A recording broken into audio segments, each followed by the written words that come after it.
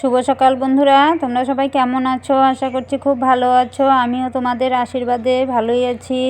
আর সকাল সকাল দেখো কি শুরু করে দিয়েছি, মানে কাপড় ধুচ্ছি। কাপড় ধুয়ে দেখো কত বাসনপত্র ঘরে এখনও অনেক ভর্তি। বাইরে এনে প্রেসার কুকারটা ভিজিয়ে রেখেছি।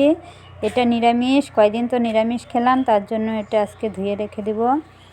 আজকে আবার আমিষ খাবো, মাছ রাখা হয়েছে। তাই সকাল থেকে একটু ভাবলাম যে বন্ধুদের সাথে একটু সব শেয়ার করি। আর এই বেড কভারটা পরশুদিন রাত্রে বিছিয়েছি, দেখো কালকে রাত্রে উঠিয়ে রেখেছি। একদিনেই কীরকম নোংরা হয়ে যায়। তোমরা তো জানোই আমাদের ঘরে কীরকম বিছনার মধ্যে ডলাডলি হয়। এক তো শুনো মাঝে মধ্যে প্রচুর গিয়ে উঠে। আর আমার ছেলেটাও এত বড় হয়েছে, একদম বাচ্চা মানুষের মতো সবসময় ডলাডলি করে, পরিষ্কার থাকতেই পারে না জানো। আমার প্রতিদিনই একটা করে বিছাতে হয়। এই দেখো কুকারটা ধুবো, বেড কভার একটা ধুয়ে দিয়েছি, এটা ভিজিয়ে রাখলাম। এটা ভীষণই ভারী, আমার ধুতে না খুব অসুবিধা হয়। তারপরে একটু স্নান করব, তো তার জন্য ভাবলাম গিজারটা একটু অন করে রাখি। সকাল সকাল স্নান করতে ভীষণ ঠান্ডা লাগে, তার জন্য অন করে দিলাম। 5-6 মিনিটের মধ্যেই গরম জল হয়ে যাবে। একদম বেশি গরম দিয়ে স্নান করা যায় না, তো তার জন্য একটু হালকা গরম হলেই আমার হয়ে যাবে, বেশি গরম লাগবে না।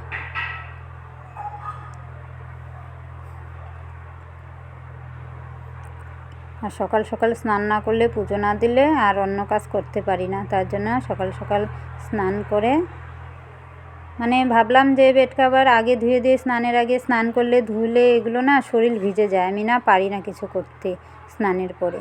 তার জন্য এগুলো আগে কাজ করে তারপরে স্নান করি। আর এটা এত ভারী আমি খসতেই পারছি না, খালি কোনো রকম সার্ফের মধ্যে দিয়ে ধুয়ে দিই। তাছাড়া আর আমার এটা বেশি খোঁচার আর বেশি নোংরা হয় নাই, তাও তুলে ফেললাম। কালকে এটার মধ্যে আমার ছেলে চা ফেলে দিয়েছে, তার জন্য উঠিয়েছি, নাহলে আর 1-2 দিন থাকতো। এটার মধ্যে দাগ হয়ে যাবে। লাল চা হলে তাও, দুধ চা তো জানেনি। এই দেখো মাছ রেখেছি, তাই শুনু দেখছে। ওকে কাঁচা দিলে ও নিবে না, খালি দেখবে। ও জানে যে এটা কাঁচা খাওয়া যায় না, ও রান্না করলে তারপরেই খাবে। বন্ধুরা, মাছ রেখেছি আজকে, এখন মাছগুলো কেটে নেব। এই দেখো কি মাছ, দেখো এটা হলো কি বলে, সার্পিনাস নাকি আমেরিকান রুই। আর এটা হলো চাইনিজ পুঁটি নাকি। দেখো আমাদের পাশে রাস্তা দিয়ে তো মাছ চলা যায়, তখন আমার ছেলে গিয়ে দেখলো, বললো যে এই মাছ রাখো, এই মাছ খাবো। ওরা যেই মাছ বলবে সেটাই রাখতে হবে, না হলে খাবেই না, এরকম বদমাস। এখন মাছ কেটে নেব, মাছ রান্না করব। বেগুন এনেছি, বেগুন আলু দিয়ে রান্না করব। এখনের এই টাইমে বেগুন দিয়ে ভালো লাগে বেশি। শোনো, এই দেখো আমাদের শোনো এসে গেল, দেখছে মাছ। ও দেখে চলে গেল। হ্যাঁ কি শোনো, মাছ মাছ মাছ, ও দেখছে, ও ধরবে না। ও রান্না না করে দিলে ও খাবে না, ও দেখে চলে যাবে। দেখো আমার মেয়ে বাসন দিচ্ছে, আমি সকাল থেকে করছি, তাও শেষ হয়নি। এখন স্নান করে পুজো করলাম, পুজো করে তারপরে আমি রান্না বসালাম। ভাত হয়ে গেছে।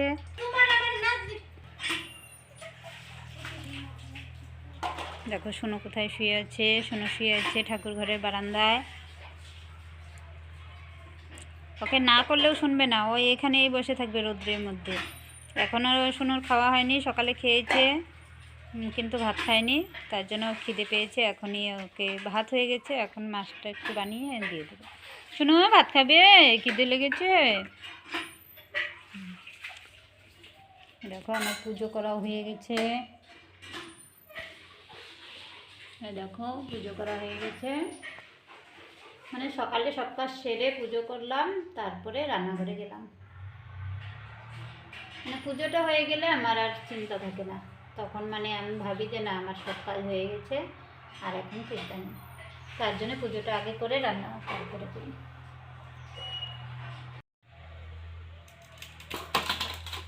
দেখো বন্ধুরা, মাছ কাটছি।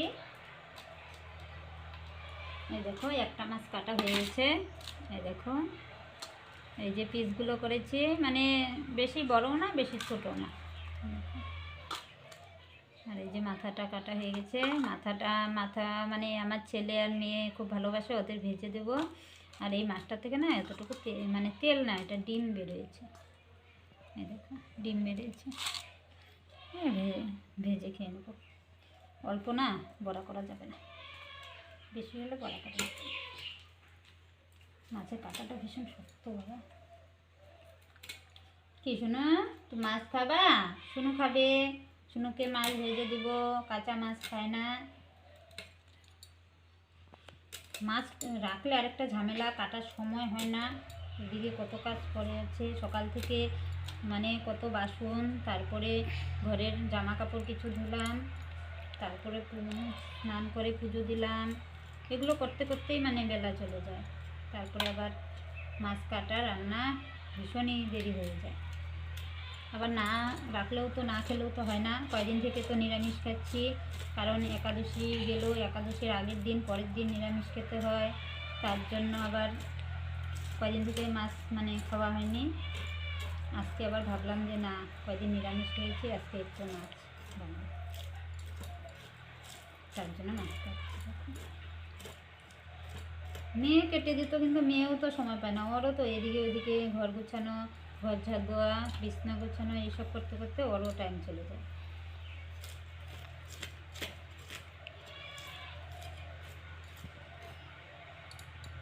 তোমাদের দাদাভাই থাকলে আমার খুব সুবিধা হয়, মাছ কেটে ধুয়ে সব করে দিবে, তারপরে খালি আমি রান্না করবো, বাস।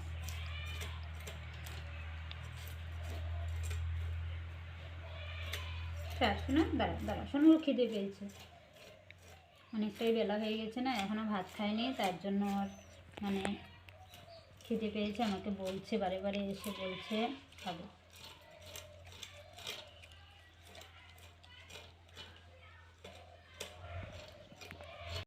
দেখো মাছের এই যে কানকুয়াগুলো আছে না, এগুলো কেটে ফেলে দিই।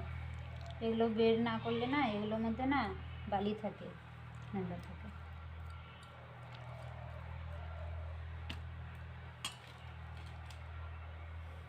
আর বন্ধুরা, মানে ভিডিওটি দেখে একটি লাইক করে দিও। আর যারা আমার নতুন এসেছো তারা পাশে থেকো, আমিও তোমাদের পাশে থাকবো। আর যারা পুরনো তারা তো আছোই, আরও মানে থেকে যেও, আমিও তোমাদের পাশে থাকবো। ঠিকভাবে কথা বলতে পারি। শুনুর এত খিদে পেয়েছে না, আমার পিছনে পিছনে মানে আছে। আজকে এখানেই রাখছি, আমার এখন আর সময় নেই কথা বলার। আবার দেখা হবে নতুন একটি ব্লগে। সবাই ভালো থেকো, সুস্থ থেকো। আজকে এখানেই রাখছি, বাই।